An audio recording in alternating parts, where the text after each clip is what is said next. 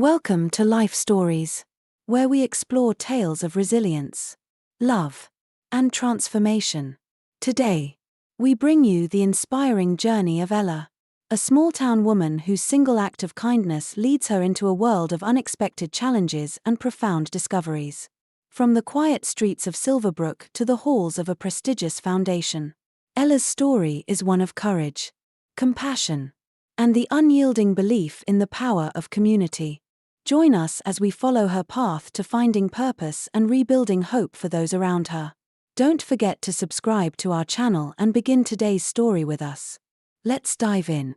Rain drizzled over the small town of Riverton, its soft patter against the sidewalks creating a melancholic symphony. The streets were quiet, except for the occasional car splashing through puddles. Streetlights cast golden halos, their light dimmed by the rain. It was on such a night that my life changed in ways I could never have imagined. I was walking home from the diner, my shift finally over.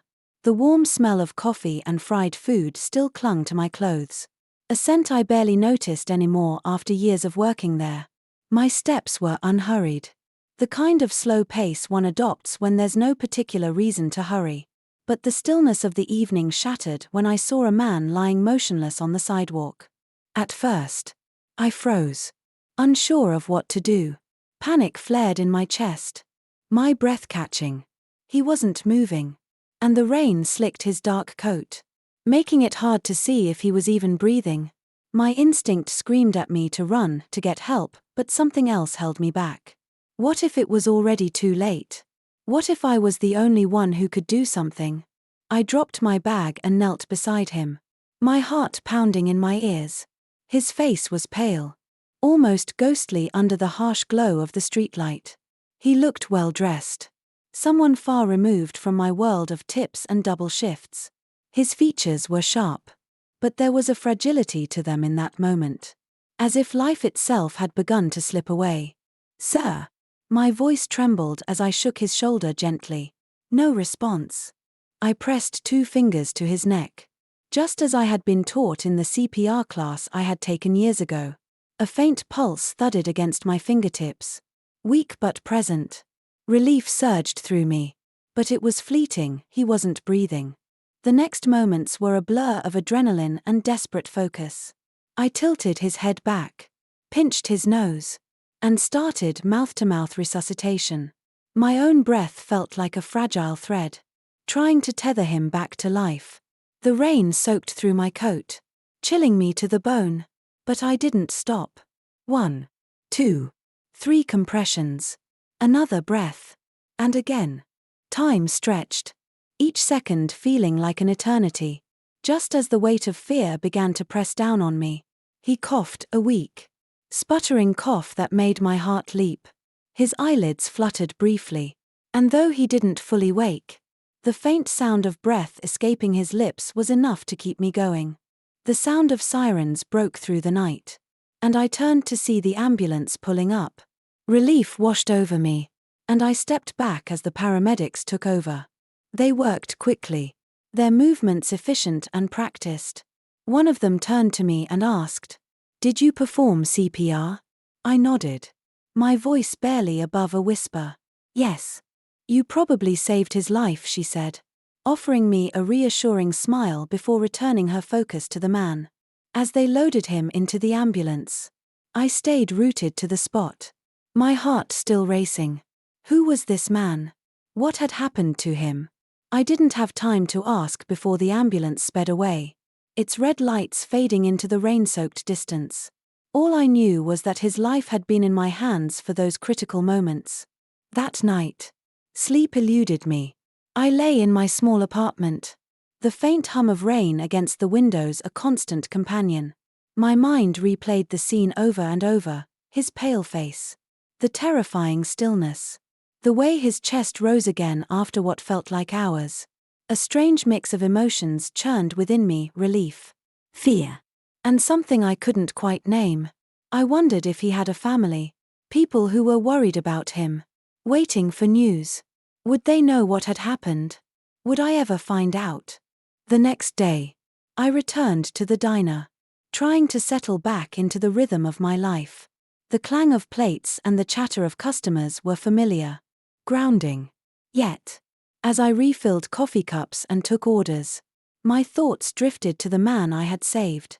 My co-workers noticed my distraction. Their questions light-hearted but tinged with curiosity. I brushed them off with a vague excuse about a rough night. I didn't expect to see him again. After all, Riverton wasn't the kind of place where lives like his and mine intertwined. But fate, it seemed, had other plans. It was a week later when he walked into the diner. The bell above the door chimed, and I glanced up from the counter. He looked different, healthier, though a faint pallor still clung to his skin. His dark hair was neatly combed, and he wore an impeccably tailored coat. There was something commanding about his presence, something that made the din of the diner quieten slightly. Our eyes met, and recognition flickered between us. He approached the counter, and I wiped my hands on my apron, unsure of what to say. "You're Ella Clark, right?" he asked, his voice smooth but filled with an undercurrent of gratitude. I nodded. "Yes. And you're Jack Reynolds," he said, offering a faint smile. "I owe you my life." The weight of his words hung in the air, and I felt a flush rise to my cheeks. "I just did what anyone would have," I murmured, looking down. "Not everyone would have done what you did," he said firmly. "Thank you." Before I could respond, he reached into his pocket and handed me a business card. "I run a foundation. We focus on community projects, housing, education, healthcare. If you're ever interested in something beyond this," he gestured to the diner, "give me a call." I stared at the card, the elegant script and embossed logo foreign in my world. "I'm not sure I'd fit in," I said hesitantly. "You might be surprised," he replied, his expression earnest. "You've already proven you're capable of extraordinary things." With that, he left, leaving me holding the card like a fragile promise. For the rest of the day, I couldn't stop thinking about him. Not just about what had happened that night, but about his offer. Could I really step into a world so different from my own? Could I leave behind the safety of Riverton and everything I knew? That night, as I sat by the window of my apartment, the card resting on the table in front of me, I realized that I had been given an opportunity, one that could change everything. But change, I knew, was never easy. The days following Jack Reynolds's visit to the diner were filled with an odd sense of anticipation. His words lingered in my mind, intertwining with the card I had tucked into my coat pocket. I'd never been one to chase big dreams, content instead with the small, predictable rhythm of life in Riverton. But now, his offer hovered over me like an unspoken challenge. It wasn't just about leaving the diner or even Riverton, it was about stepping into a world where I wasn't sure I belonged.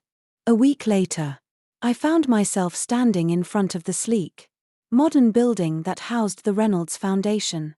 It was nothing like the old brick facades of Riverton's Main Street. Glass and steel gleamed in the sunlight, the architecture exuding sophistication and power. I hesitated on the sidewalk, clutching the card in my hand. The idea of walking through those polished doors felt almost laughable. But then I remembered the rain-soaked night, the desperation of those moments, and the way Jack had looked at me in the diner. If nothing else, I owed it to myself to see what this was all about. The receptionist greeted me with a polite but disinterested smile as I stepped into the lobby. "Do you have an appointment?" I hesitated. Not exactly. Jack Reynolds, Mr. Reynolds, gave me this card and said I should stop by." She glanced at the card, then typed something into her computer. A moment later, her demeanor softened. "Please have a seat. Mr. Reynolds will see you shortly." I sat down, my nerves jangling as I took in the surroundings. Everything was pristine, from the marble floors to the meticulously arranged floral displays. The people who passed through the lobby seemed impossibly polished, their heels clicking purposefully against the tiles. I felt out of place in my thrift store blouse and scuffed boots, but I forced myself to stay seated. Minutes later, Jack appeared, his presence as commanding as ever.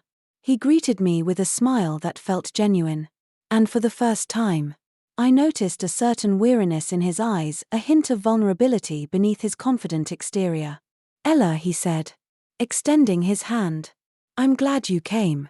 I wasn't sure I should," I admitted, shaking his hand. "Let me show you why you should," he replied, gesturing for me to follow him. We walked through a series of offices and meeting rooms, Jack explaining the foundation's mission as we went. They worked on affordable housing projects, scholarships for underprivileged students, and medical initiatives in underserved communities. It was more than I had imagined, the scale of it almost overwhelming. But as Jack spoke, I could hear the passion in his voice. He wasn't just a wealthy man running a charity for appearances, he truly cared about making a difference. He led me into a large conference room where a map of the state covered one wall, dotted with pins marking ongoing projects. "This is what we do," Jack said, gesturing to the map. "We're not just about funding projects, we're about being part of the solution." I nodded, feeling a strange mixture of awe and intimidation. "It's incredible. But I don't see how I could help with something like this." Jack turned to me, his expression serious. "You have something that can't be taught. Ella. You have compassion. And you act on it. That's rare. We can teach you the rest." His words caught me off guard. For so long, I had thought of myself as ordinary, someone whose life would always be small and predictable. But here was this man, someone whose world seemed so far removed from mine, telling me that I had something valuable to offer. "I don't know," I said hesitantly. "I've never done anything like this before." "That's why we start small," Jack replied, his tone reassuring. "Come work with us on a trial basis. Help with one project. And see how it feels. If it's not for you, no hard feelings." It was a generous offer, one that left me with little reason to refuse. Still, doubt clung to me like a shadow. What if I failed? What if I wasn't good enough? Jack must have sensed my hesitation, because he smiled and said, "Take some time to think about it. The door's always open." I left the foundation that day with more questions than answers, my mind a swirl of emotions. The part of me that craved security wanted to say no to retreat to the familiar safety of Riverton. But another part, the part that had acted on instinct that rainy night, felt a pull toward something more. Later that evening, I sat on my couch, staring at the card Jack had given me. His words replayed in my mind, mingling with the memories of the diner and the map of projects that had filled that conference room. There was a weight to his offer. A sense that saying yes wouldn't just be a career decision, it would be a turning point in my life. I thought about Riverton, about the people who had shaped me. My best friend Lily, who had always believed in me more than I believed in myself. Mrs. Abney, my old landlord who never failed to remind me to chase my dreams. They had always seen something in me that I struggled to see in myself. Finally, I made my decision. I didn't know if I was ready. But maybe that was the point. Some opportunities didn't wait for readiness, they demanded courage. The next morning, I called Jack. His voice was warm when he answered, and I could almost hear the smile in his words when I told him my answer. "I'll do it," I said, my voice steady. "I'll give it a try." The day I walked into the Reynolds Foundation as an official member of the team felt surreal. Like stepping into a life that didn't quite belong to me yet. The polished offices hummed with purpose, the air thick with professionalism and a sense of importance. I wore my best outfit, one I had borrowed from Lily, and tried to ignore the pinch of the too tight shoes as I took in my surroundings. Jack met me in the lobby, his presence grounding me as I felt the weight of so many eyes on me. "Welcome to the team, Ella," he said warmly, his hand resting briefly on my shoulder. "You're going to do great here." I nodded, though my stomach churned with nerves. He led me to my desk, a modest but bright space near a window, and introduced me to a few of my new colleagues. Most were polite but distant, their smiles fleeting and their interest in me minimal. I couldn't blame them. To them, I was an outsider, plucked seemingly out of nowhere by Jack himself. One introduction stood out. A man named Henry, who appeared to be in his 50s, gave me a firm handshake and a kind smile. "You'll be working closely with me on a few projects," he explained, his voice steady and reassuring. "Let me know if you need anything." It's a lot to take in at first. I thanked him, grateful for his approachable demeanor. As Jack moved on to another meeting, leaving me to settle in, Henry leaned in slightly and said, "Don't worry. Everyone's a little stiff at first. But they'll come around." His words comforted me more than I expected. I spent the rest of the morning familiarizing myself with my tasks, poring over project files and trying to absorb the foundation's processes. The work was daunting but meaningful: grants for community centers, partnerships with schools, and plans to expand healthcare initiatives. It was a world away from my life in Riverton. Yet I couldn't shake the feeling that maybe I could belong here. That afternoon, I attended my first team meeting. The conference room buzzed with energy as department heads presented updates and discussed upcoming goals. Jack sat at the head of the table, his calm authority guiding the conversation. I tried to follow along, scribbling notes and keeping my head down, but it was hard not to notice the undercurrents of tension. Victoria, Jack's younger sister and the Foundation's director of operations, sat across from me. Her sharp features mirrored Jack's, but where his gaze was warm, hers was icy. She barely acknowledged me, her attention fixed on Jack as she questioned his plans with a tone that was as cutting as it was polished. "Bringing someone new onto the team is always a risk," she said, her eyes flickering toward me for a moment. "I trust you've considered the implications." "Jack." "I have," Jack replied evenly, his expression unchanging. "And I'm confident in my decision." I felt my cheeks flush but forced myself to focus on my notes. It was clear that Victoria didn't think I belonged here, and her disapproval stung more than I wanted to admit. After the meeting, Henry caught up with me in the hallway. "Don't take it personally," he said, his voice low. "Victoria's skeptical of anyone Jack brings in, especially if they don't have a glittering resume." "I guess I can't blame her," I said, shrugging. "I don't exactly have the credentials for this." "Credentials aren't everything," Henry replied. "You're here because Jack sees something in you. Don't let anyone make you doubt that." His words bolstered me, but the shadow of self-doubt lingered as I navigated my first weeks at the Foundation. The work was challenging, and while I was determined to prove myself, I often felt out of my depth. I spent late nights at my desk, reviewing documents and researching every detail I could. I wanted to be ready for anything. Despite my efforts, there were moments when I felt the sting of skepticism from my colleagues. Victoria's subtle barbs were the worst. Her comments carefully worded to seem innocuous but cutting all the same. "It must be quite a change for you," she said one afternoon, her tone dripping with feigned curiosity. "Going from a diner to this." "It is," I replied, keeping my voice steady, "but I'm learning quickly." She raised an eyebrow, clearly unimpressed, and walked away without another word.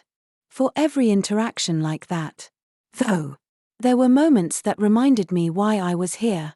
Jack's encouragement, Henry's quiet mentorship, and the impact of the Foundation's work gave me hope that I could find my place. One evening, as I stayed late to finish a report, Jack stopped by my desk. "How's it going?" he asked, leaning against the edge of the desk. "Good," I said, though the fatigue in my voice betrayed me. "Just trying to keep up." "You're doing more than keeping up," he said, his expression earnest. "I've been hearing good things about your work." "Thanks," I replied, my cheeks warming. "It means a lot to hear that." Jack studied me for a moment before saying, "Ella, you belong here. Don't forget that." His words settled into me like a quiet reassurance, a reminder that even when I doubted myself, others believed in me. As I watched him walk away, I felt a small but growing sense of determination. I wasn't just here to prove Victoria wrong or to meet Jack's expectations, I was here to see what I was capable of. By the end of my first month, the foundation felt a little less intimidating. The work was still challenging, and the occasional glances of doubt still stung. But I had begun to find my footing. Henry and I had started collaborating on a rural healthcare initiative, and the more I learned, the more invested I became. The doubts that had once loomed over me began to fade, replaced by a quiet confidence that maybe, just maybe, I could make a difference. Just as I began to feel a sense of belonging at the foundation, the walls of security I had built started to crumble. It began subtly, almost imperceptibly, like a faint whisper that turned into a roar. The first signs were small files misplaced on my desk. A few odd comments that didn't seem to fit the context. I brushed them off, attributing them to my inexperience or the sheer complexity of the work. But soon, it became clear that something more insidious was at play. The first real blow came on a Friday afternoon. I was in the middle of a meeting with Henry and another team member, discussing plans for a healthcare partnership, when an email notification popped up on my laptop. At first, I ignored it, focusing instead on the discussion. But as the meeting wrapped up and I glanced at my inbox, my stomach dropped. The email contained an anonymous message with screenshots attached, accusing me of mishandling project funds. The subject line read, "You're in over your head."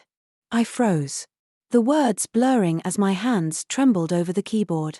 Henry noticed my change in demeanor and leaned closer. "Everything okay?" he asked, his voice tinged with concern.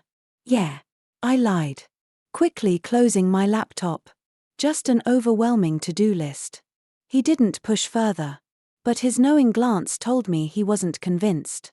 I barely made it through the rest of the day, my mind replaying the email over and over. The accusations were false, of course, but the fact that someone had gone to such lengths to fabricate them was alarming. What was worse, they had attached doctored documents, making it appear as though I had approved certain expenditures I had never even seen. That evening, I stayed late, combing through files to confirm my innocence to myself. Even though I knew I had done nothing wrong, every record I checked proved my suspicions. Someone was trying to frame me. But why? I wasn't a threat to anyone. I was just trying to learn and contribute like everyone else. I didn't realize how late it had gotten until the office lights dimmed automatically. The city outside sparkled in the dark, a stark contrast to the shadows closing in around me. I heard footsteps behind me and turned quickly, startled to see Jack standing in the doorway. "You're still here?" he asked, his brow furrowing in concern. "Just tying up some loose ends," I replied, forcing a tired smile. Jack stepped into the room, leaning against the edge of my desk. "Ella, you've been pushing yourself too hard. What's going on?" For a brief moment, I considered telling him everything: the email, the accusations, the fear gnawing at me. But then I remembered the warning in the message, "You're in over your head." Whoever was behind this didn't want me to speak up. The thought of putting Jack in the crossfire made me hesitate. "It's nothing I can't handle," I said, hoping the wobble in my voice wasn't too obvious. Jack didn't look convinced, but he didn't press further. "You know you're not alone in this, right? If you ever need anything, I'm here." His words lingered as he left the room, the weight of my silence pressing heavier on my chest. I wished I could confide in him, but I couldn't risk it. Not yet. The following days brought more unsettling developments. A memo I had drafted for a project was returned with glaring errors that hadn't been there when I submitted it. Emails I knew I had sent went missing, leaving me scrambling to account for deadlines I wasn't aware of. And the whispers among colleagues grew louder. I caught snippets of conversations, words like unqualified and risky choice floating through the air as I passed. I began to suspect Victoria's involvement. Her skepticism of me had been palpable from the start, and it wasn't hard to imagine her pulling strings behind the scenes. But when I brought up my concerns to Henry in a quiet moment, He shook his head. Victoria can be tough, he admitted. But this feels different. She's direct. Not the type to play games in the shadows. His words unsettled me further. If it wasn't Victoria, then who? The breaking point came on a Wednesday morning. I walked into the office to find a printed article on my desk. Its headline bold and damning, Ella Walker, from diner waitress to foundation risk. The piece detailed my past in Riverton, painting me as an unqualified outsider who had no place in an organization like the Reynolds Foundation. My face burned as I skimmed the article, its tone dripping with condescension and insinuation. Henry found me moments later, holding another copy of the article. "This isn't right," he said, his voice firm. "We need to figure out who's behind this." "But how?" I asked, my voice barely above a whisper. "Whoever it is, they're smarter than me. They're ahead." "Not smarter," Henry said, his gaze steady. "Just desperate. And desperate people make mistakes." His confidence in me was a lifeline. But I couldn't shake the fear that I was in over my head. Jack called me into his office later that day, the article in his hand. I braced myself for the worst. But his expression wasn't angry, it was protective. "This is garbage," he said, tossing the article onto his desk. "Don't let it get to you. Someone's trying to rattle you. But they won't win." His belief in me felt like a lifeline. I left his office with renewed determination, vowing not to let whoever was behind this drive me away. The stakes were higher now, and I knew I had to be stronger than ever. I wasn't just fighting for my place at the foundation, I was fighting for myself. After the whirlwind of accusations and sabotage, I found myself at a crossroads. I could let the malicious whispers and schemes push me out of the Reynolds Foundation. Or I could fight to prove my worth, not just to others, but to myself. I chose the latter, fueled by a stubborn resilience I hadn't realized I possessed. One evening, as the office emptied around me, I spread out project files on the polished surface of the conference room table.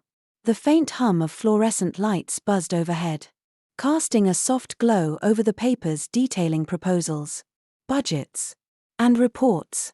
Each line of text felt like a thread, one I had to carefully untangle to make sense of the mess I'd inherited. The rural clinic proposal was the one I kept coming back to.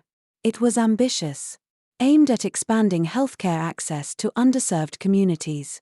And I knew it had the potential to change lives. But it was also complex and required a level of trust and collaboration I hadn't yet earned from the board. Still, the thought of giving up on something so meaningful made my chest tighten. If I couldn't prove myself with this, then I didn't belong at the foundation. Henry found me in the conference room, leaning against the doorframe with his signature calm presence. "You know, you don't have to solve everything in one night," he said, crossing the room to sit opposite me. "But I have a feeling you're not going to listen to that advice." I smiled faintly, gesturing to the proposal. "This could be a game changer. Henry, if I can get the board on board, no pun intended, it might help rebuild trust. Not just for me, but for the foundation as a whole." Henry leaned back in his chair, studying me. "You've got the right instincts, Ella, and the right heart. The board will see that." His confidence in me was a steadying force, one I leaned on more than I cared to admit. Over the next few days, I threw myself into refining the proposal. Every detail, every statistic, every projected outcome had to be airtight. I worked late into the night, fueled by coffee and an unshakable determination to make this project succeed. When the day of the board meeting arrived, I was a bundle of nerves. The boardroom was intimidating, with its high-backed chairs and polished wood table. But I took a deep breath and reminded myself why I was there. This wasn't just about me, it was about the people who needed help, the communities that could thrive with the right support.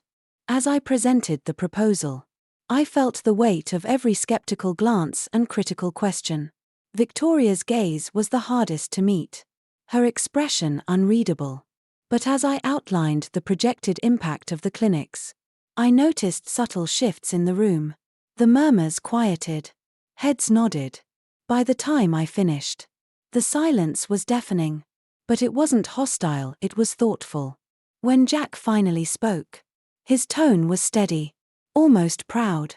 Ella, this is an impressive proposal. You've clearly put a lot of thought and effort into it. I think it's worth pursuing. The relief that washed over me was overwhelming. I managed a composed thank you. But inside, I was soaring. For the first time, I felt like I truly belonged, not just in the room, but in the mission we were working toward. But the victory was short-lived. That evening, as I walked home, a shadow of doubt crept back in. The sabotage hadn't stopped. And I knew it wouldn't. Whoever was behind it wasn't going to back down just because I'd scored a win. The stakes felt higher now. The weight of the foundation's work pressing heavier on my shoulders. When I got home, I called my friend Lily, who had always been my rock. Lily, I said, my voice trembling slightly, I feel like I'm fighting a battle I can't win. Every step forward feels like 10 steps back. Her response was immediate and unwavering. Ella, you're stronger than you think. Don't let them scare you into quitting. You're there for a reason. And they know it. That's why they're trying to shake you. Her words resonated, rekindling the fire I'd felt earlier that day. She was right. I wasn't just fighting for myself, I was fighting for the people who believed in me. The ones who needed the foundation to succeed. I wasn't about to let fear win. The following days were a whirlwind of activity. The clinic proposal gained momentum, with Jack throwing his full support behind it. Henry, as always, was a steady presence, helping me navigate the logistical challenges. Even Victoria, though still reserved, seemed less openly hostile, her critiques shifting from personal jabs to constructive feedback. In the quiet moments, I allowed myself to reflect on how far I'd come. The whispers and doubts still lingered, but they no longer defined me. I was finding my footing, piece by piece, and with each step, I grew more confident in my ability to rise above the chaos.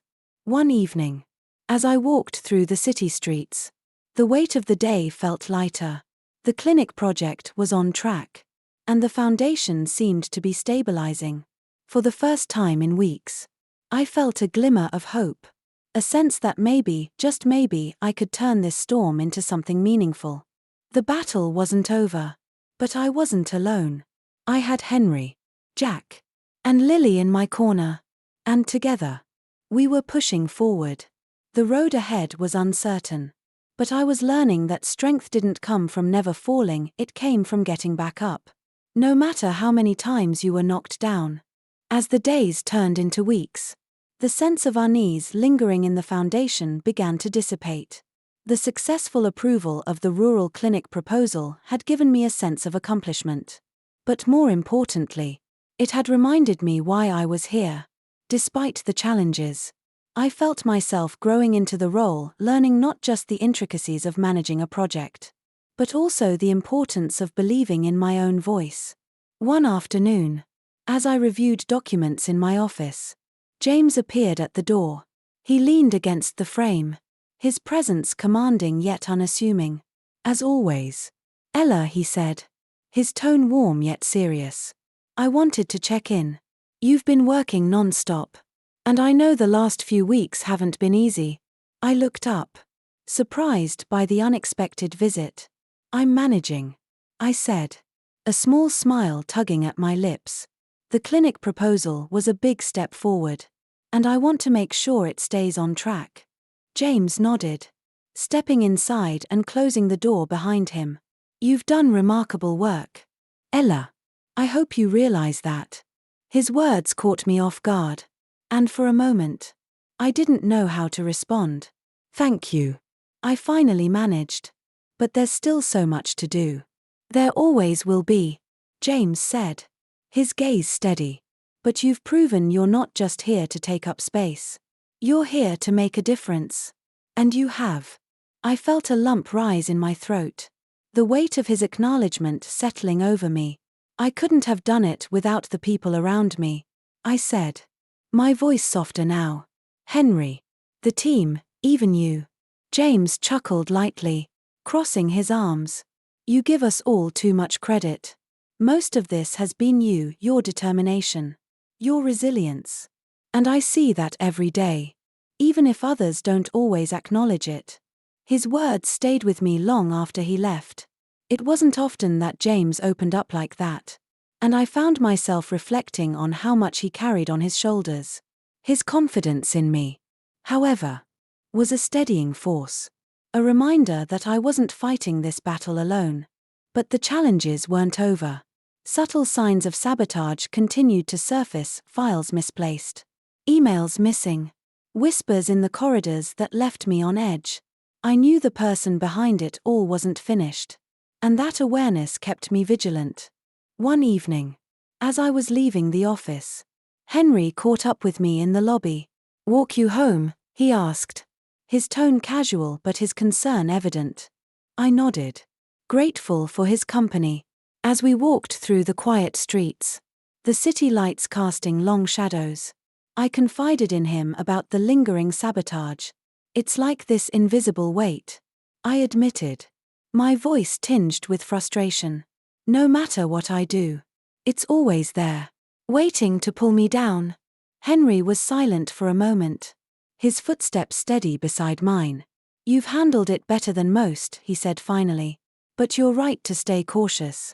Whoever's behind this doesn't just want to undermine the foundation, they want to undermine you." His words struck a chord, and I felt a renewed sense of determination. "Then I won't let them win," I said, my voice firm. "I've worked too hard to let this destroy everything." Henry smiled faintly, his approval evident. "That's the Ella I know." The following weeks were a blur of activity. The clinic project moved into the planning phase, and I found myself spending hours in meetings, coordinating with contractors, and fine-tuning the details. Each step forward felt like a victory, a tangible reminder of the progress we were making. But amidst the professional achievements, I found myself drawn into deeper conversations with James. Late nights at the office often led to moments of unexpected vulnerability. We talked about his vision for the foundation, the pressure he faced as its leader, and the sacrifices he'd made along the way.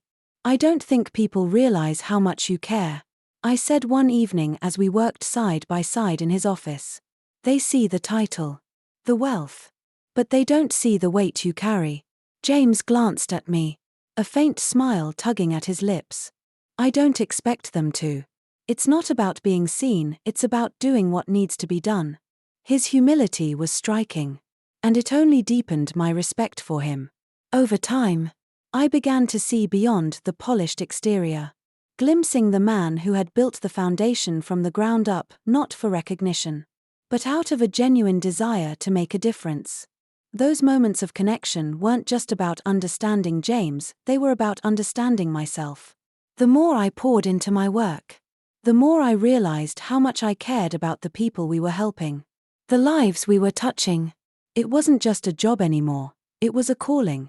And yet, the shadows of doubt still lingered.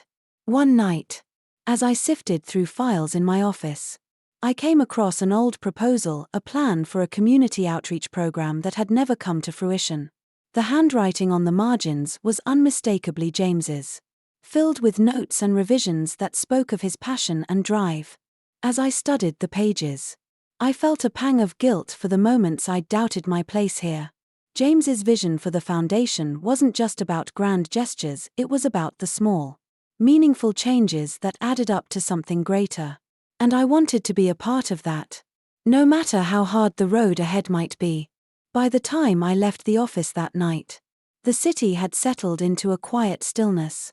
As I walked home, the chill in the air felt refreshing, almost invigorating. For the first time in weeks, I felt a sense of clarity, a realization that this wasn't just about proving myself to others. It was about proving to myself that I could rise above the chaos and make a real difference. The journey wasn't over, but I wasn't afraid anymore. I had found my purpose, and with it, the strength to keep moving forward, no matter what lay ahead. I knew I was exactly where I was meant to be. The days following my decision to stand firm in my role were marked by an unrelenting focus on progress. The rural clinic project was gaining momentum. And for the first time, I felt the tide shifting. However, the unease that had become a constant companion lingered. Files continued to vanish without explanation. Rumors circulated in hushed tones. And I couldn't shake the feeling that someone was deliberately working against me. One late afternoon, as I organized project files in my office, a knock at the door startled me. When I looked up, Henry was standing there, his usually composed expression shadowed by concern. He stepped inside and closed the door behind him. "I've come across something," he said. His voice measured but grave. "And I think you need to see it." He handed me a folder, the weight of it heavy in my hands. Inside were internal emails, memos, and reports, all meticulously compiled. As I scanned the pages, my stomach tightened. The documents painted a picture of deliberate sabotage, with my name appearing repeatedly linked to discrepancies I knew I had no hand in. "What is this?" I demanded, my voice trembling. "Are they trying to frame me?" Henry nodded solemnly. "It looks that way. Someone within the organization is working to discredit you. And by extension, James. This isn't just about you, Ella. It's part of something much bigger." The words hit me like a punch to the gut. The misplaced files, the whispered accusations, Victoria's cold hostility, it all made sense now. But knowing the truth didn't make it any easier to stomach. "Do you know who's behind this?" I asked, my voice low but firm. Henry hesitated, his gaze steady. "I have my suspicions. But I don't want to act without evidence. What I do know is that we need to tread carefully. If we can gather enough proof, we can expose them." I closed the folder, my heart pounding. "What should I do in the meantime?" "Remain vigilant," he advised. "And whatever you do, don't let them see that you're aware. If they think you're onto them, they might cover their tracks." I nodded, though the thought of continuing under such scrutiny made me uneasy. Henry's confidence in me was reassuring, but it didn't erase the knot of doubt twisting in my chest.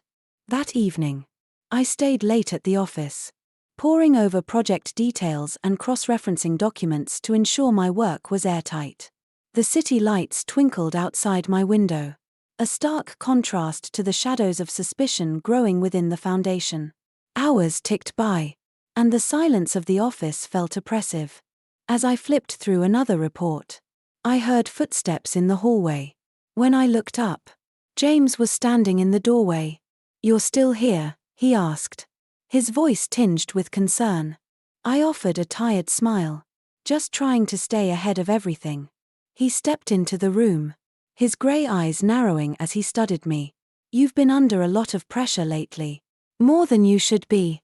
"I'm managing," I said, though the weariness in my tone betrayed me. James crossed his arms, leaning against the edge of my desk. "Ella, if something's going on, you need to tell me. I can't help if I don't know." For a moment, I considered confiding in him, telling him everything that Henry and I had uncovered. But Henry's warning to remain discreet echoed in my mind. Instead, I shook my head. "It's nothing I can't handle." James didn't look convinced, but he didn't press the issue. "Just remember," he said, his voice softening, "you're not alone in this. I've been where you are, feeling like the walls are closing in. But you're stronger than you think." His words were a comfort, even if I couldn't fully accept them in that moment. After he left, I sat back in my chair, my thoughts spinning. The weight of the situation was growing heavier, but I refused to let it break me. The next morning, a phone call shattered my fragile sense of control.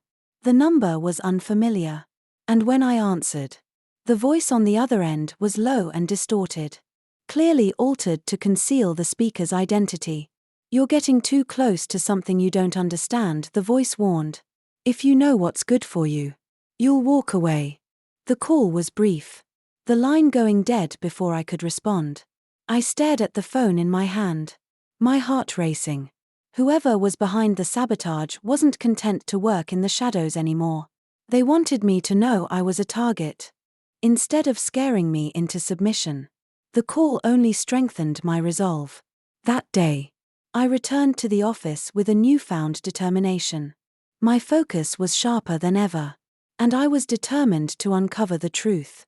Henry and I began working quietly but methodically, piecing together a trail of clues that pointed to something far more sinister than I had anticipated. One evening, while reviewing files, I stumbled upon a memo that made my stomach drop. It was a communication between Alan Turner, one of James's most trusted business partners, and an external consultant.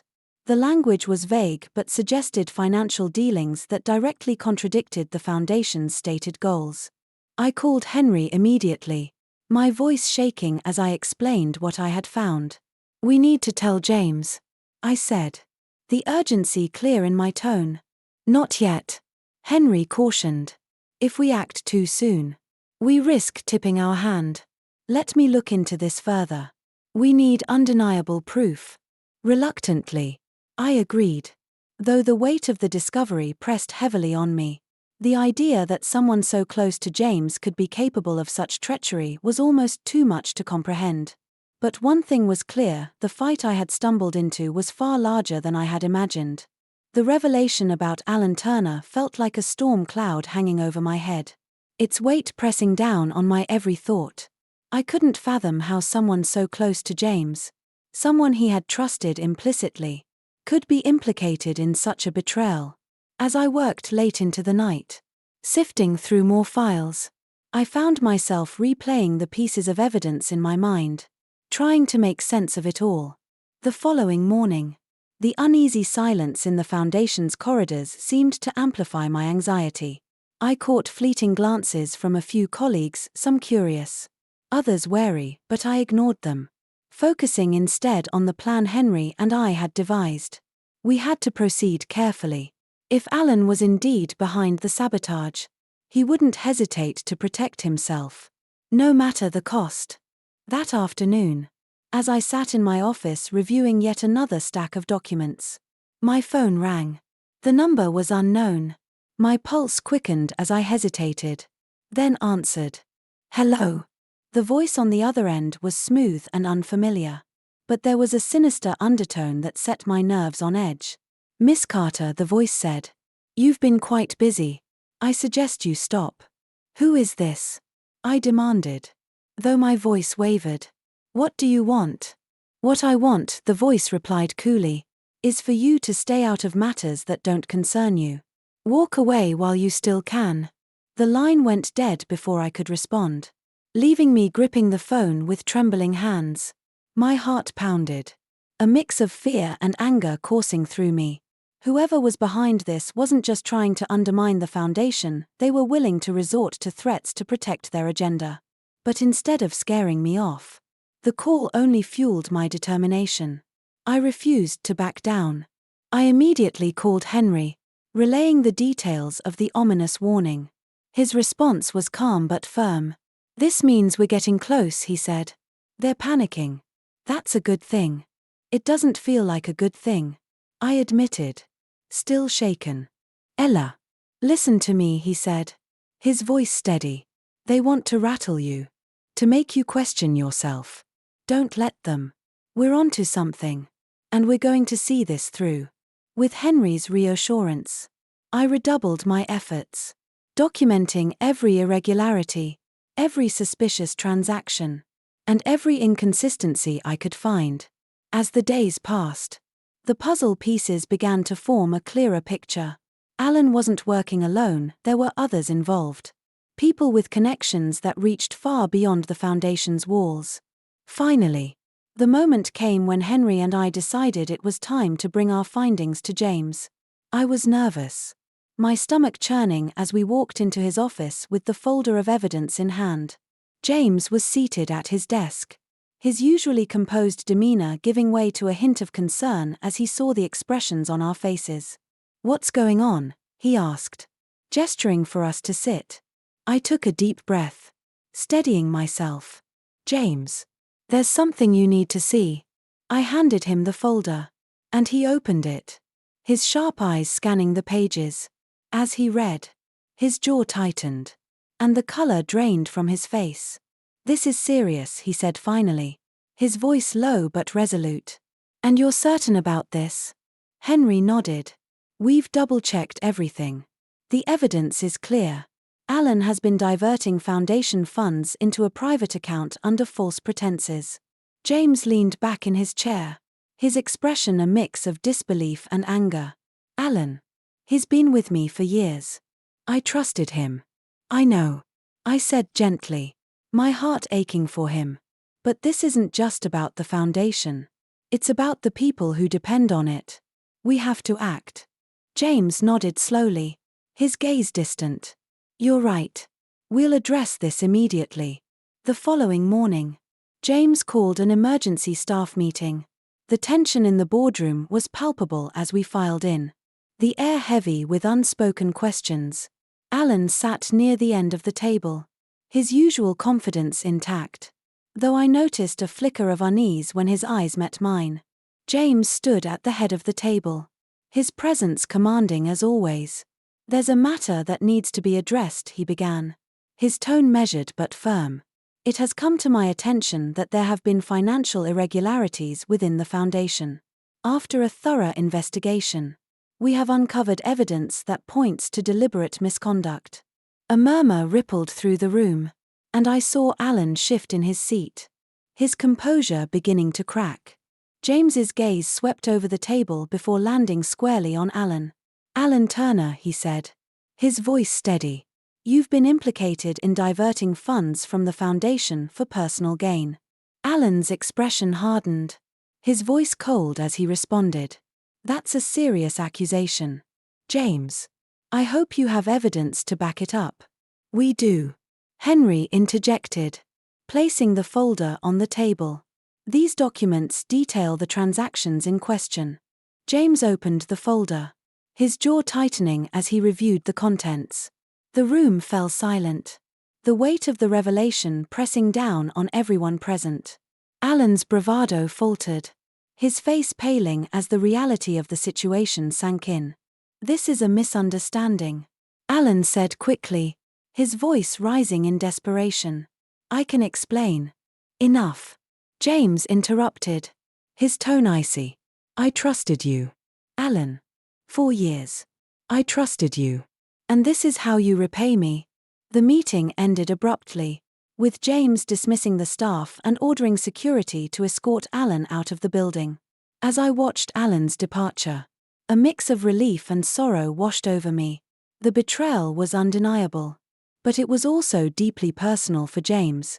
Later, as James stood by the window in his office, his shoulders tense, I approached him cautiously. "James," I said softly, "I'm sorry." He didn't turn, but his voice carried the weight of his pain. "Don't be. You did the right thing. It's just hard to accept." I placed a hand on his arm, a gesture of quiet support. "You're not alone in this. We'll get through it together." For the first time that day, he looked at me, his expression a mix of gratitude and weariness. "Thank you, Ella, for everything." It was a moment of connection that solidified my resolve to see this fight through, no matter how difficult the road ahead might be.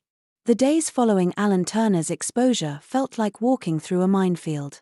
Although his immediate dismissal sent a strong message, the tension within the foundation hadn't abated. Whispers spread among the staff, and unease lingered like a shadow in the corridors. I found myself replaying the events in my mind, wondering if there were more threads to unravel. Henry and I worked late into the night, poring over documents and files, tracing every transaction and connection. It wasn't long before we uncovered something even more alarming: evidence of collaboration. A series of cryptic emails hinted at another accomplice, someone who had been working with Alan to destabilize the foundation. The name Rachel Harrington surfaced repeatedly, along with a trail leading to Victor Graham, a corporate rival of James. The pieces were falling into place, And the picture they painted was far more sinister than I had imagined. Alan's betrayal was not an isolated act, it was part of a calculated effort to dismantle the Foundation's credibility and erode James's influence. The stakes had never felt higher. One evening, as I sat at my desk reviewing a particularly vague set of correspondences, my phone buzzed. Another unknown number. My stomach sank as I hesitated. Then answered. "Miss Carter," the voice began. Chillingly familiar. "I warned you." My grip on the phone tightened. Anger surging past my fear. "Who are you? Why are you doing this?" "Questions. Questions," the voice replied. Almost amused. "You should be asking yourself why you're still involved. Walk away before it's too late." The line went dead. I slammed the phone down. My hands trembling. Whoever this was. They weren't just trying to intimidate me, they were attempting to derail everything we were fighting for. The next morning, I shared the call with James and Henry. James's reaction was swift and unyielding. His fists clenched. His expression dark with fury. "This has gone too far," he said. His voice low but resolute. "We need to expose them. All of them." Henry, ever the voice of caution, advised a measured approach. "We need more evidence. If we act prematurely, we risk giving them time to cover their tracks." James nodded, though his frustration was evident. "Then let's get what we need." The following days were a blur of frantic activity. The Foundation's legal team worked tirelessly, compiling evidence and building a case. Every discovery felt like uncovering a new layer of deception. Alan had acted as the intermediary, funneling money to Victor Graham's offshore accounts under the guise of consulting fees. Rachel Harrington, a former consultant, had provided access to internal systems, allowing for further manipulation. Together, they had orchestrated a scheme to discredit James and siphon funds meant for the Foundation's projects. As the case grew stronger, so did the threats.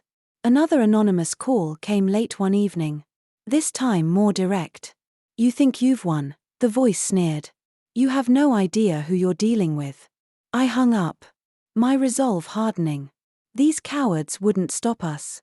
They underestimated James, Henry, and the team we had built. More importantly, they underestimated me. With the evidence complete, James made a bold decision to take the fight public.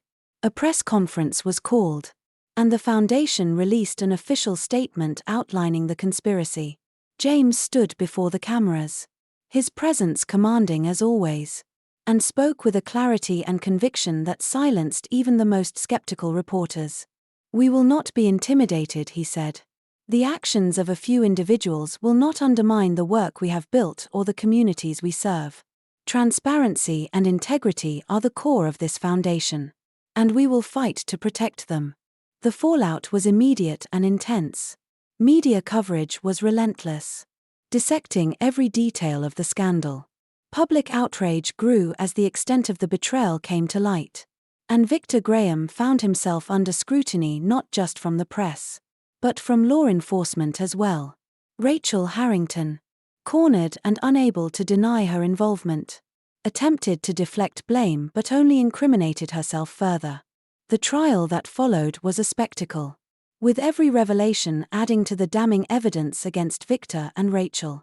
I testified, recounting the events leading up to Alan's exposure and the subsequent discoveries. It was one of the most nerve-wracking experiences of my life, but I knew it was necessary. Throughout the proceedings, James remained composed, his quiet strength a source of comfort for me and the team. His leadership was unwavering, and his determination to see justice served never faltered. As the verdict was delivered, guilty on all counts, there was a collective sense of relief. The conspirators would face the consequences of their actions, and the Foundation's integrity had been upheld. After the trial, the atmosphere within the Foundation shifted. The tension that had plagued us for weeks began to lift, replaced by a renewed sense of purpose. Staff members who had once been wary now rallied behind James, their loyalty strengthened by his unwavering commitment to the Foundation's mission. For me, the experience had been transformative. It had tested my courage, my resilience, and my belief in the power of truth. But most importantly, it had shown me the strength of the people around me, James's leadership, Henry's steadiness, and the dedication of the team. Together, we had faced a formidable challenge and emerged stronger for it. As I sat in my office one evening, reflecting on everything we had been through, James stopped by. He leaned against the doorframe, his expression softer than I'd seen in weeks.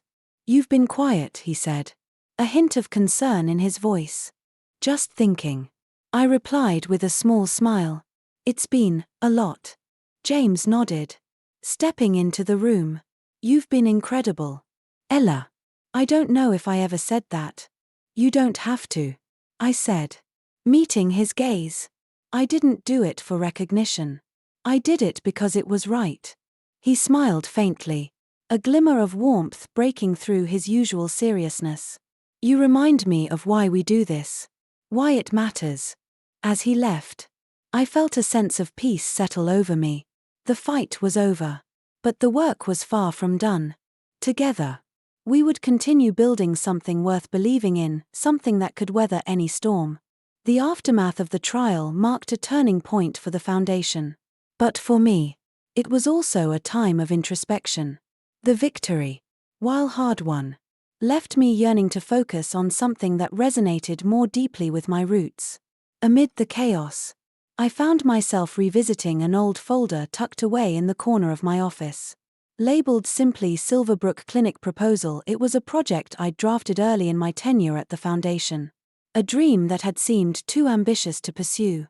The clinic in Silverbrook was a relic of my childhood, a place that once served as a lifeline for the community but had fallen into disrepair. The town had changed over the years, struggling under the weight of economic downturns and dwindling resources. Reopening the clinic, I believed, could be more than just a practical initiative. It could reignite a sense of pride and hope for the people of Silverbrook. When I presented the proposal to James, I wasn't sure what to expect. His expression was thoughtful as he flipped through the pages, his gaze occasionally lifting to meet mine. "This is ambitious," he said finally, a small smile tugging at the corners of his mouth. "I know," I admitted, feeling a surge of nervous energy. "But it's something I believe in, James. It's not just about healthcare, it's about giving Silverbrook a chance to thrive again." He nodded, setting the folder down. "You've always had a way of seeing the bigger picture, Ella. Let's make it happen." Hearing those words felt like a spark igniting within me. Over the following weeks, the Silverbrook Clinic revival consumed my days and my nights. I traveled back to the town I once called home, reconnecting with old neighbors, local leaders, and even childhood friends. Their enthusiasm was infectious, and the support they offered reminded me why I had fought so hard to return to my roots. Of course, no project of this magnitude comes without its challenges. From navigating complex zoning regulations to overcoming funding shortfalls, every step forward seemed to come with an unexpected obstacle. At times, the weight of responsibility felt overwhelming. But the vision of what the clinic could become kept me grounded. One of my greatest allies in the project was Ruth Lawson, Silverbrook's no-nonsense mayor. She was as pragmatic as they came, with a sharp wit and an unshakable belief in the town's potential. "We've seen hard times," Ruth said during one of our meetings, her tone firm yet tinged with optimism. "But people here are resilient. What you're doing, Ella, it's more than just building a clinic. It's reminding us what we're capable of." Her words carried me through the long nights spent poring over budgets and architectural plans. Every time doubt crept in, I reminded myself of the faces of the people who had welcomed me back with open arms, who had believed in this project as much as I did. As the restoration began, the clinic site buzzed with activity. Construction crews worked tirelessly to strip away years of decay and transform the building into something modern yet familiar. Watching the progress unfold was like witnessing the town breathe new life, step by painstaking step. One afternoon, As I stood outside the clinic surveying the work, James arrived unannounced.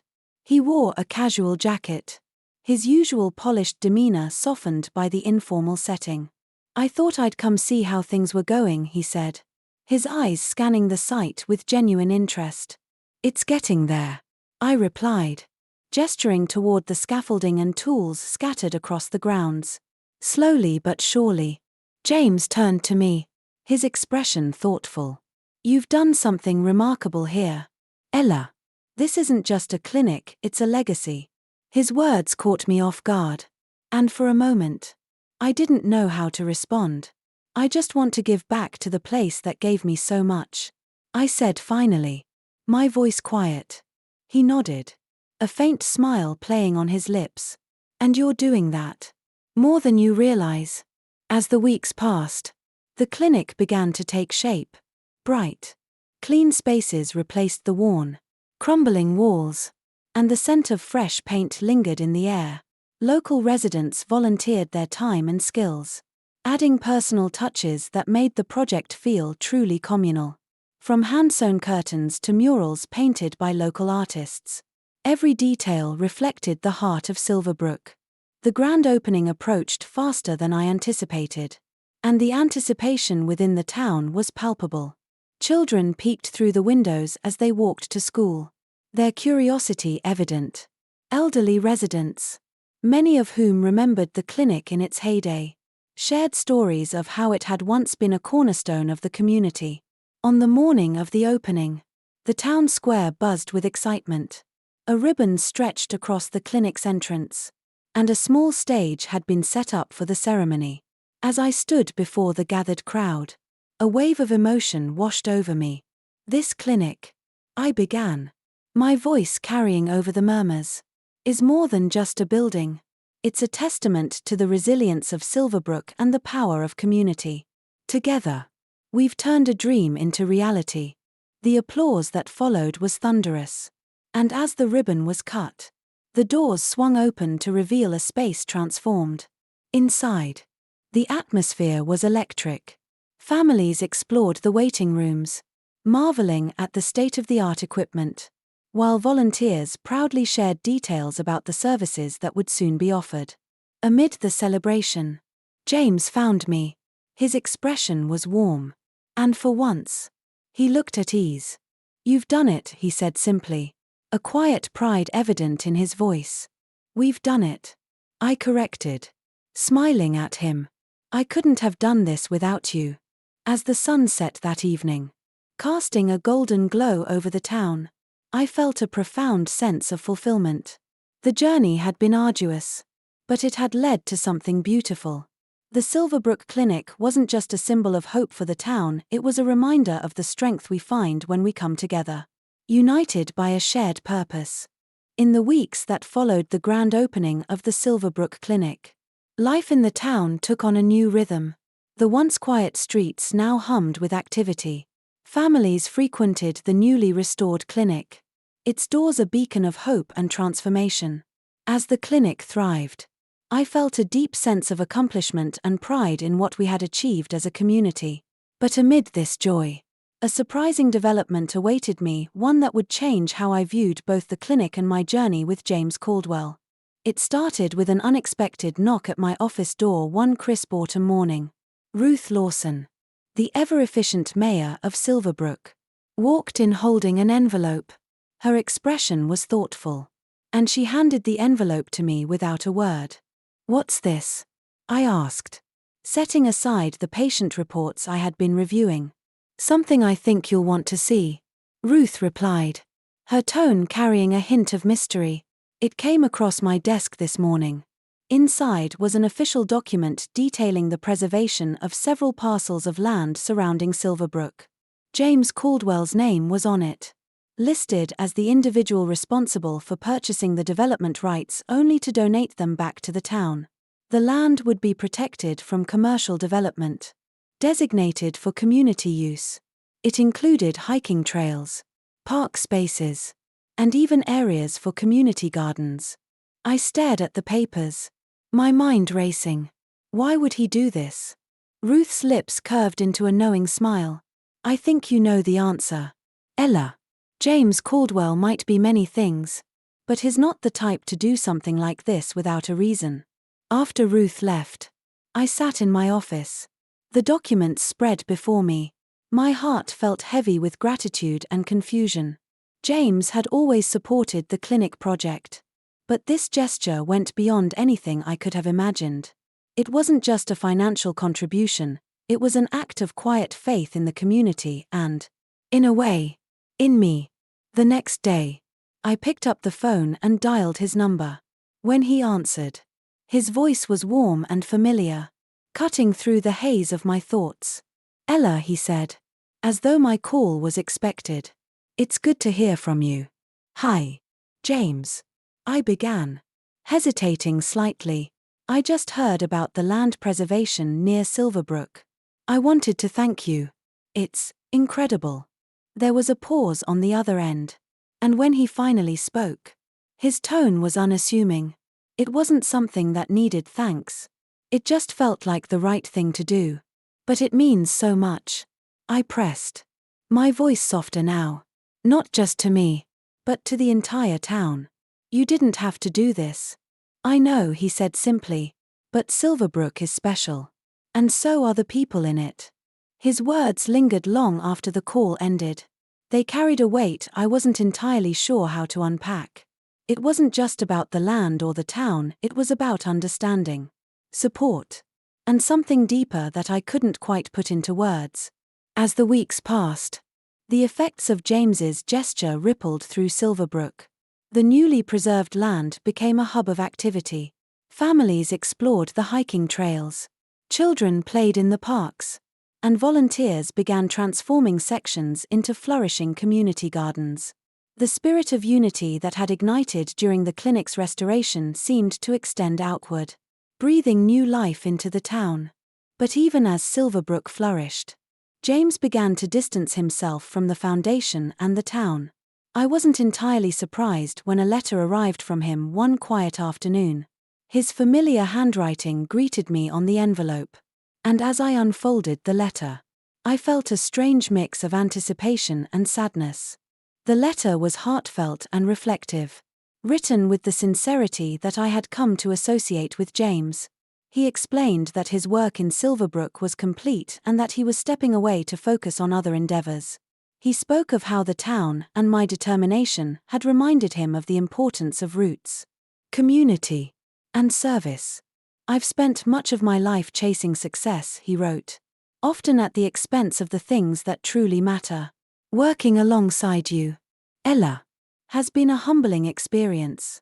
It's reminded me of the quiet strength that comes from serving others and the value of creating something lasting.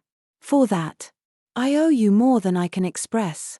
As I finished reading, tears welled in my eyes. His words were a testament not just to the journey we had shared, but to the profound lessons we had both learned. The land preservation, the clinic, and the transformation of Silverbrook, all of it was tied to the values he had rediscovered. Values that now guided his next steps. Over the following days, I reflected on the impact James had left behind. His departure, while bittersweet, didn't feel like an ending. His legacy was woven into the fabric of Silverbrook. Visible in every corner of the town, he had quietly helped rebuild. The preserved land was a testament to his belief in the town's future. And the clinic stood as a symbol of what we had accomplished together. One afternoon, I took a walk along one of the new trails that wound through the preserved land. The crisp autumn air filled my lungs as golden leaves crunched beneath my boots. At the top of a small hill, I paused to take in the view. From this vantage point, I could see the town below, the bustling streets, the clinic's glinting windows, and the vibrant green of the preserved spaces. I thought of James, of his quiet strength and unwavering support. His influence was everywhere, not in grand declarations but in the small, meaningful choices that had reshaped Silverbrook. As I stood there, I felt a sense of peace settle over me. The journey that had brought me here wasn't just about rebuilding a town or restoring a clinic. It was about learning to trust myself, to believe in the power of community, and to recognize the impact of compassion and purpose. Though James had moved on, his lessons and his legacy would remain a part of me and Silverbrook forever. As the months unfolded, the once sleepy town of Silverbrook began to transform into a vibrant hub of life and hope. The clinic stood as its beating heart, not only providing essential healthcare but serving as a place where the community could come together. Its success rippled outward, fueling a renewed sense of pride and purpose among Silverbrook's residents. In those early days, my routine at the clinic settled into something steady yet dynamic. Each morning, I would arrive before sunrise, the crisp air carrying the faint scent of freshly fallen leaves. Inside, the waiting room would already be buzzing with quiet conversations and the occasional giggle of a child. The clinic staff, many of whom were volunteers, worked with a warmth and determination that mirrored the spirit of the town itself. One of my favorite moments came during a late afternoon visit from Mrs. Abney. She shuffled in with her ever-present cane and a plate of cookies, which had quickly become a tradition. "Ella," she said, her voice rich with pride, "you've brought this town back to life. Just look around. Silverbrook hasn't felt this hopeful in years." I smiled, helping her to a chair in the sunlit waiting room. "It's not just me, Mrs. Abney," I replied gently. "This was a team effort, yours included." She patted my hand. "Maybe so. But you were the spark. Sometimes that's all a place needs." Her words stayed with me long after she left. In the quieter moments, I would reflect on how far we had come as a community. The days of doubt and fear felt distant now, replaced by a deep-seated confidence that we could face whatever challenges lay ahead. Yet, amid the joy, there were times when I missed James. His absence left a subtle void, though his influence lingered in the preserved land and the enduring support he had shown Silverbrook. One brisk afternoon, I decided to take a walk through the community gardens that had flourished on the land James had helped protect. The sun dipped low on the horizon, casting a golden glow over rows of vegetables, flowers, and herbs. Children darted between the garden beds, their laughter echoing in the air. It was a scene that felt almost magical, a reminder of what could be accomplished when people came together with a shared vision. As I strolled through the gardens, I came across Grace, one of the clinic volunteers, tending to a patch of wildflowers. She looked up and smiled. "It's amazing, isn't it? How much things have changed." I nodded, taking in the view. "It is. It feels like the whole town has woken up." Grace tilted her head thoughtfully. "You know, my grandmother always said Silverbrook had good bones. It just needed someone to care enough to rebuild it." I thought about that for a moment, the weight of her words settling over me. Silverbrook had always been special, but it had taken a collective effort to bring out its true potential.